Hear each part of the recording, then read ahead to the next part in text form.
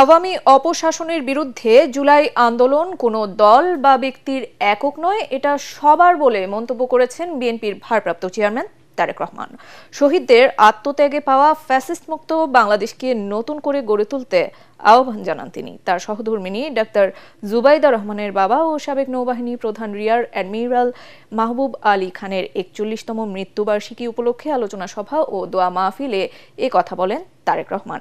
লন্ডনে রয়্যাল রিজেন্সিতে মাহবুবুর রহমান খান স্মৃতি সংসদ আয়োজিত অনুষ্ঠানে বিএনপির ভারপ্রাপ্ত চেয়ারম্যান বলেন, দেশের মানুষের পাশে সবাইকে দাঁড়াতে হবে, কাজ করতে হবে দেশের জন্য।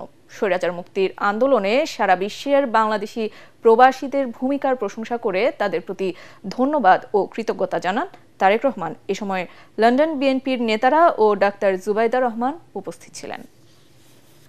৫ই আগস্ট যে বিজয় আমরা অর্জন করেছি, এই বিজয়টি কোনো একক কোনো সংগঠন বা কোনো দলের দ্বারা সম্ভব ছিল না।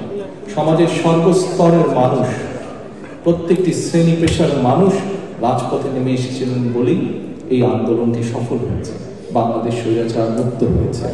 স্বৈরাচারের বিরুদ্ধে যে আন্দোলন হয়েছে, সেই আন্দোলনে প্রবাসীদের বিপুল সংখ্যক মানুষ যার যার অবস্থান থেকে সেই আন্দোলনকে সফল করার জন্য বিভিন্নভাবে অবদান রেখেছেন। আপনারা যেভাবে দেশকে গড়ে তুলতে সাহায্য করেছেন অতীতে, ইনশাআল্লাহ আগামী দিনে গণতান্ত্রিক যে সরকার আসবে, সেই সরকারকে আপনারা সহযোগিতা করবেন, যাতে দেশকে আমরা যারা আসবে তারা যাতে দেশকে সামনের দিকে এগিয়ে নিয়ে যেতে পারে।